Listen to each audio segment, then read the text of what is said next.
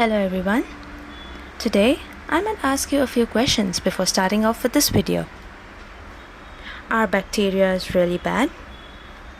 Human growth is caused by cells getting larger. Or let me ask you that are seeds and eggs not living things? Yes, these are certain doubts that a student have. Hello everyone, my name is Malika and today we will be learning about the problems faced by a science teacher. Science education is essential for shaping our society by teaching students to think critically and solve problems while understanding our natural world. However, science teachers often face two main challenges. One, the students holding wrong ideas, and two, not having enough resources. Before we delve in deep in these two topics, we should know that science is essential for human welfare, but its application must be tempered with wisdom. Science education aims to impart scientific knowledge, critical thinking, ethical considerations to ensure the responsible and beneficial use of science advancements for the betterment of our humanity. Teachers. Teachers are very important in helping all the kids to do well in their studies. For example, a teacher helps a struggling student understand maths concepts, leading to improved grades and academic performance. In the early 21st century, science educators faced many challenges. Hence, a teacher must know the 21st century skills. For an example, science teachers in 21st century skills must navigate new technologies, exchanging curricula, and diverse student needs. Teachers must also understand and support adolescent learners while adapting their teaching methods to meet their individual needs. For example, a science teacher uses hands-on activity and visual aids to help the student who is visual learner better grasps complex scientific concepts. Some difficult problems in science education includes finding suitable textbooks and resources for classrooms, as well as preparing for training science teachers. A school might be facing budget constraints, making it difficult to purchase updated science textbooks and lab equipment. Hence, a science teacher attends workshops and professional development sessions to enhance their teaching skills and keep up with the latest scientific advancements. What do you understand by alternative conceptions?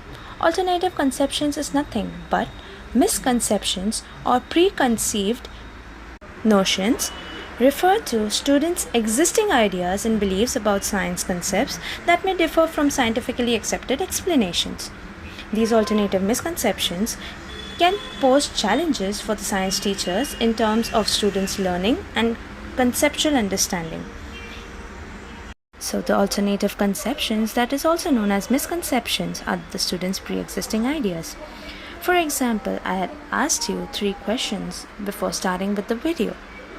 Here are some more examples where a student might ask or believe that the earth is flat, or maybe heavier objects fall faster than the lighter ones.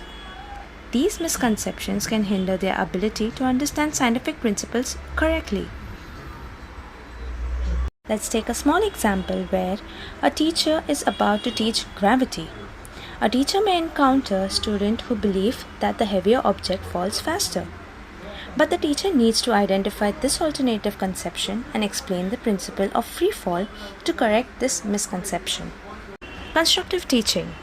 It is an approach where educators actively engage the students in constructing their understanding of concepts.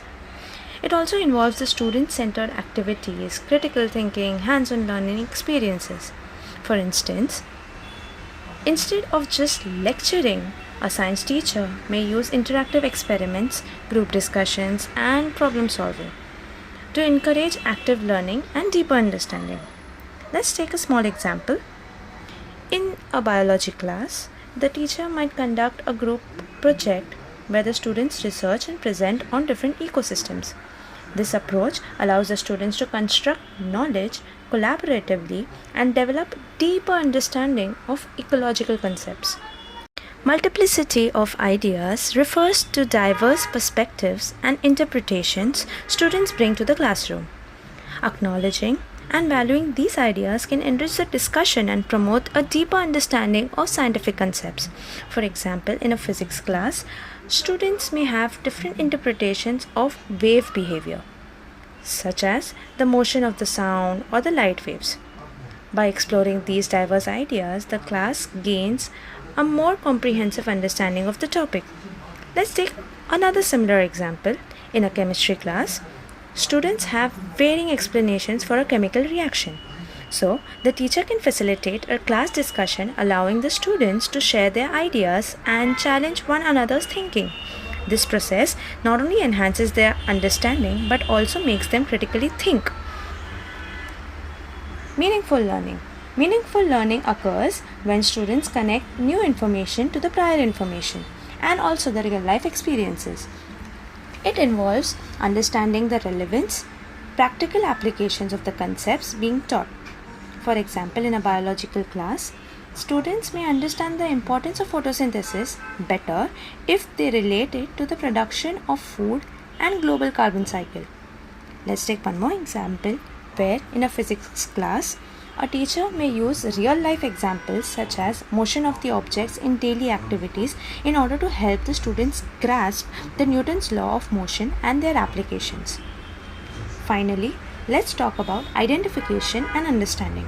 Identification and understanding involves recognizing and comprehending students' alternative conceptions. So, the teacher needs to be aware of these misconceptions to effectively address them.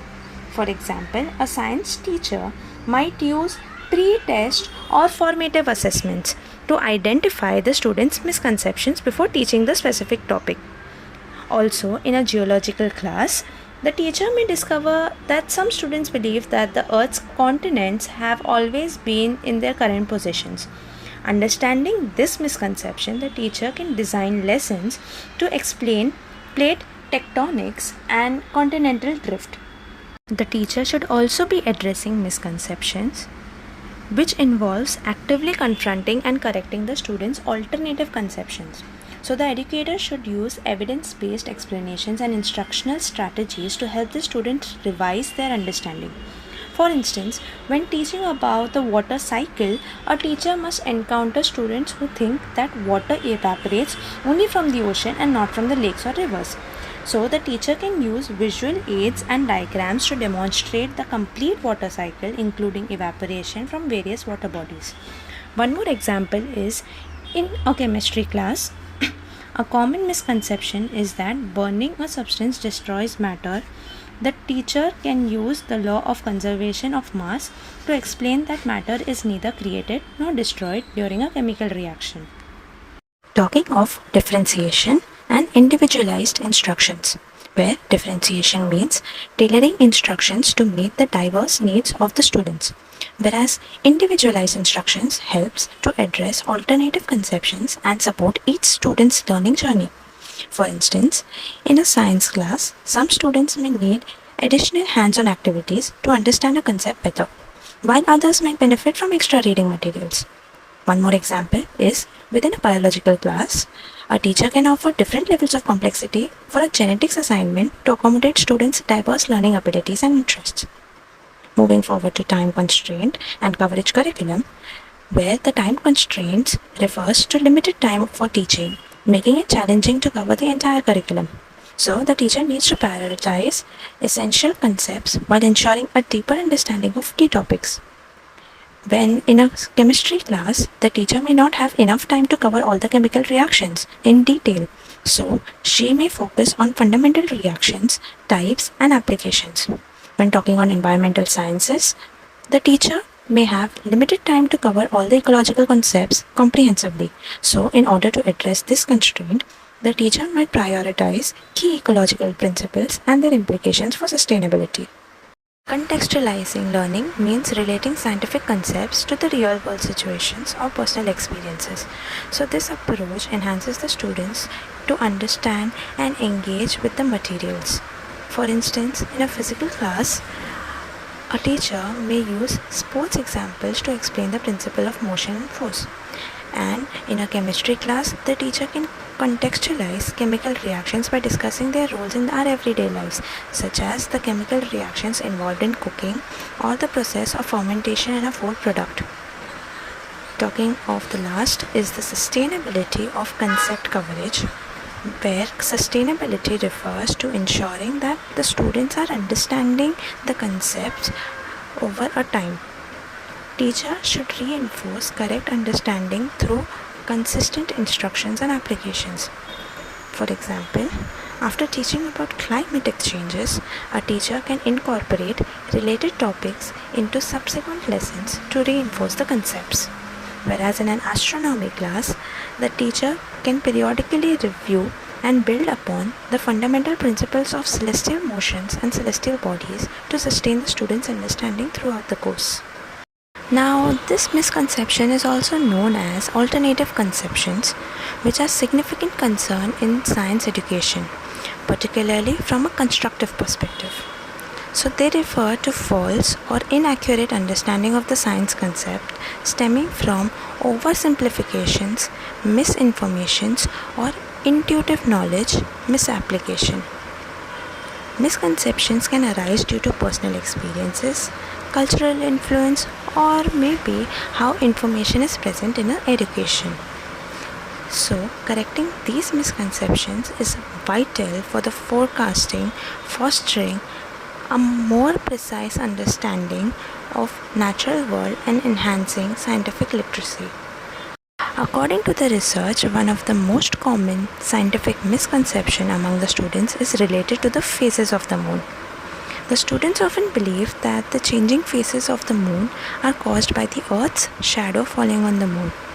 They may think that during a full moon, the Earth casts a shadow on the moon, causing it to appear completely dark, and during a new moon, the Earth does not cast any shadow, making the moon fully visible.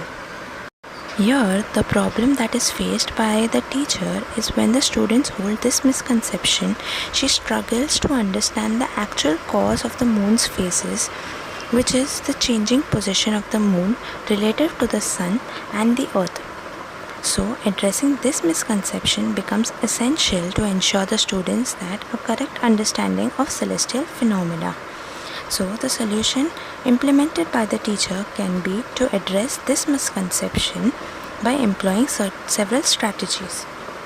Here, the strategies can be engaging into demonstrations, where the teacher can use hands-on demonstrations of visual aids to show the actual cause of the moon's phases. For example, using a lamp to represent the sun, a globe to represent the earth, and a small ball that is representing the moon. The teacher can now demonstrate how the changing positions of the moon is relative to the sun and the earth that results in the different phases. She can also use interactive media where using simulations or educational videos to visually demonstrate the phenomena. These tools can provide a more immersive, interactive experience for the students, helping them to grasp the concept better. She can also use questioning and discussion methods, where she can engage the students in discussions and encourage them to question their existing understanding. By asking open-ended questions, the teacher can prompt students to think critically about their misconception and explore alternative explanations. She can use concept maps and real-life observations, like graphical organizers, to help students visualize the relationships between the moon, earth, and the sun in different phases. This visual representation can aid in clarifying the correct sequence of the events, whereas real-life observation encourages students to observe the moon's phases over time, which can help them see the patterns and understand how the position of the moon, earth, and the sun influence its appearance. The teacher can also use formative assessments, where she can give pre-tests to identify the students' misconceptions and track their progress in understanding the correct explanation for the moon's phases. Formative assessments allow the teacher to tailor instructions to individual students' needs. She can also use connecting to previous knowledge, where she can build upon students' existing knowledge of the solar system and relate the moon's phases to other celestial phenomena they have previously learned about. The second misconception is where many students believe that plants obtain most of their masses from the soil, particularly from the nutrients and the minerals present in the soil. So here the problem faced by the teacher is when the students hold this misconception, they may not fully understand the process of photosynthesis and the role of carbon dioxide and water in the growth of plants. So this misconception can hinder their understanding of plant biology and how plants are using sunlight to produce their own food. So here the solution implemented by a teacher can be to address this misconception by hands-on experiments. The teacher can conduct hands-on experiments to demonstrate the role of carbon dioxide in photosynthesis. For example, setting up a simple experiment with two plants, one supplied with carbon dioxide and the other without. They both can show that the plant with access to carbon dioxide grows better, emphasizing the importance of the gas in the plant. Visualization of aids, where using visual aids such as diagrams, charts, animations can help students visualize the process of photosynthesis and the conversion of carbon dioxide and water into glucose with the help of sunlight. She can also use analogies to help the students understand the complex scientific concepts, comparing photosynthesis to a factory that converts raw materials, that can be the carbon dioxide and water, into finished products, that is the glucose. Using energy from the sun can make the process more relatable and understandable. She can use discussions and question methods while engaging the students in discussions and encouraging them to ask questions that can help the teacher addressing any misconceptions directly by encouraging students to articulate their understanding. The teacher can provide corrections and clarifications. She can have an outdoor learning where she takes the students out to observe the plants in their natural environment, can help reinforce the concept of photosynthesis, and the students can observe how plants interact with the environment, including the exchange of gases with the atmosphere.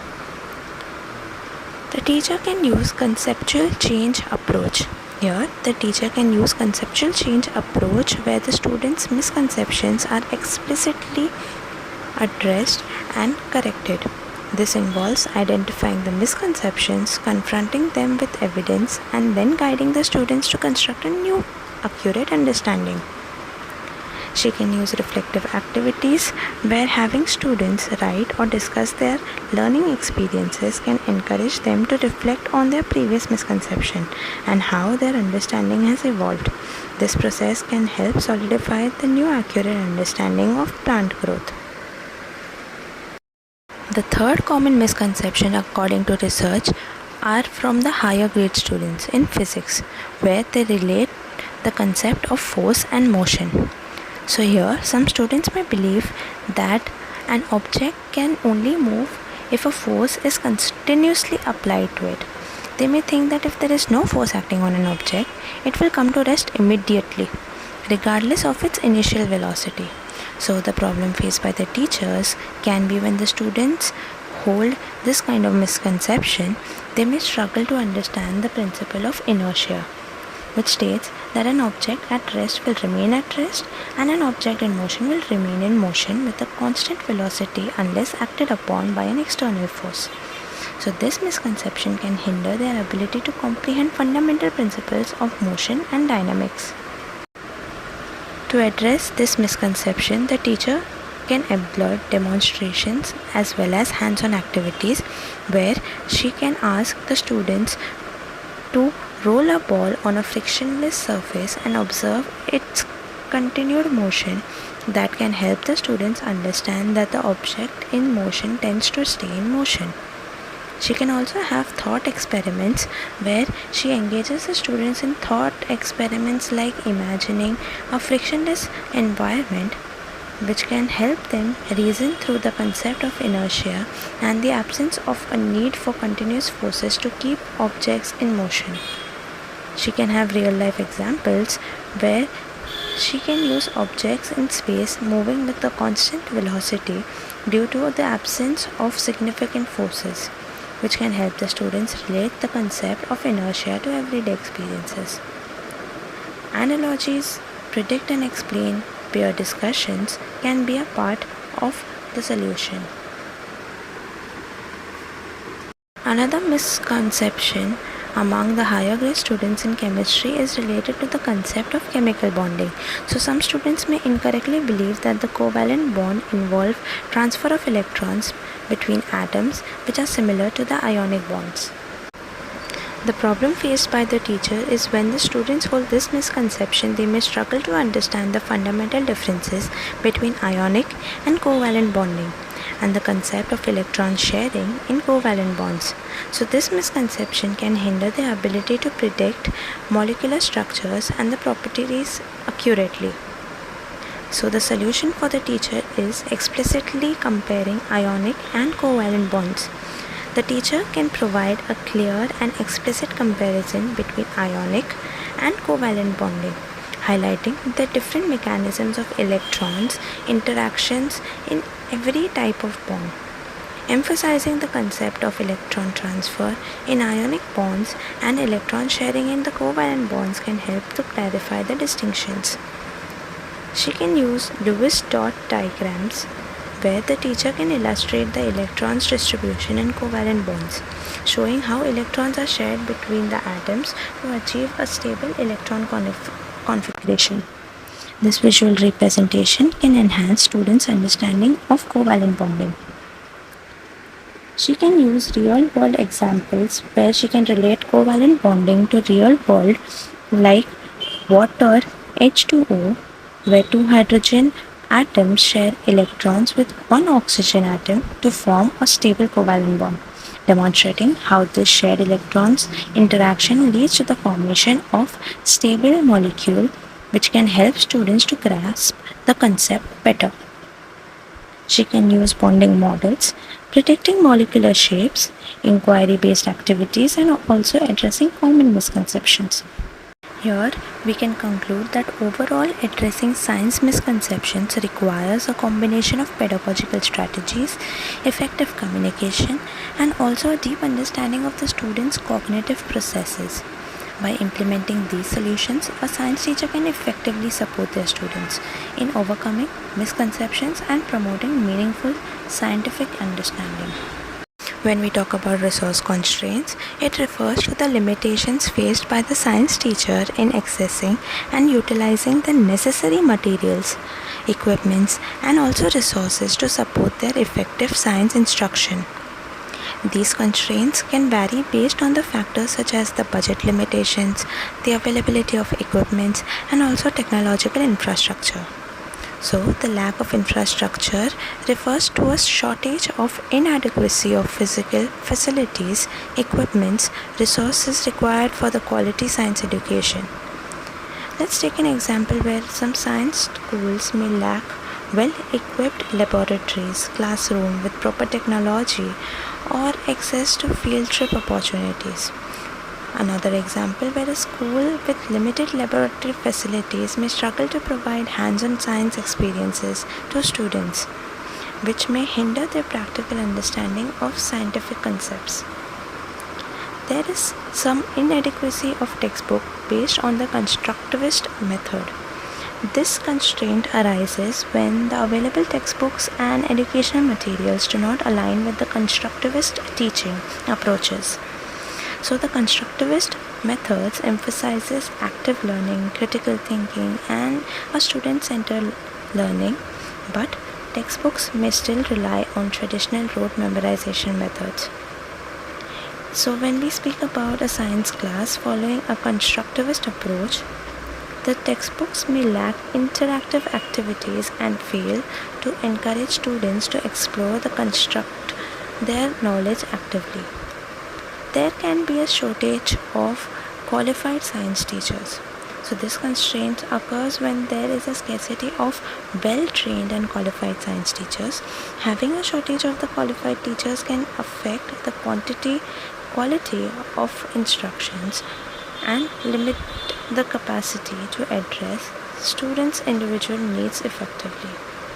So in a rural area where limited resources are available, there may be a shortage of science teachers with specialized training in advanced science topics, which hinders the students' access to higher level of science education.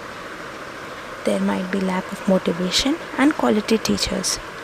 This also refers that lack of teachers who are motivated, passionate about teaching, and committed to professional development. So without motivated and quality teachers, students may not even receive the best possible learning experience and other opportunities for growth. For example, if a school is facing a teacher turnover and low staff morale, may struggle to maintain consistent and high quality science education, which leads to a decline in students' interest and performance in science. They may also face financial limitations, which is the constraints in funding and budgetary resources available for science education. Insufficient funds can limit investments in infrastructure, technology, teaching materials, professional development, affecting the overall quality of the science education. So when a school with limited funds may be unable to purchase new science textbooks, updated laboratory equipment, or provide training opportunities for teachers, limiting the scope of effectiveness of science education. There might be limited available materials. This constraint involves the scarcity of materials and resources needed for conducting experiments, practical activities, or providing hands-on learning experience. So the lack of materials can hinder students' access to valuable learning opportunities. Technological limitations, where the technological limitations refers to the constraints related to the availability of accessibility of technology in the classroom. Insufficient technology infrastructure can limit the use of digital resources, educational softwares, and online tools, reducing the potential for technological enhanced learning experience.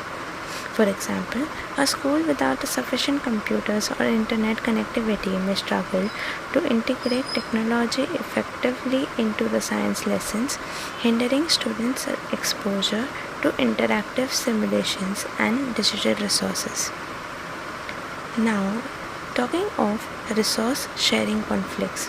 Resource sharing conflicts arises when there is competition or limited access to share resources among the different teachers or maybe different departments within a school. So these conflicts can lead to difficulties in scheduling and accessing necessary materials, equipments, or facilities. Furthermore, professional development programs can provide science teachers with strategies for adapting instructions to resource constraints, making the most of available resources, and utilizing technology effectively in resource-limited settings. By maximizing the impact of available resources and seeking innovative solutions, a science teacher can provide meaningful and engaging science education despite resource constraints. Thank you so much for listening patiently. I hope this video has helped you clear your misconceptions and will help you to clear your students' misconceptions. See you again next time.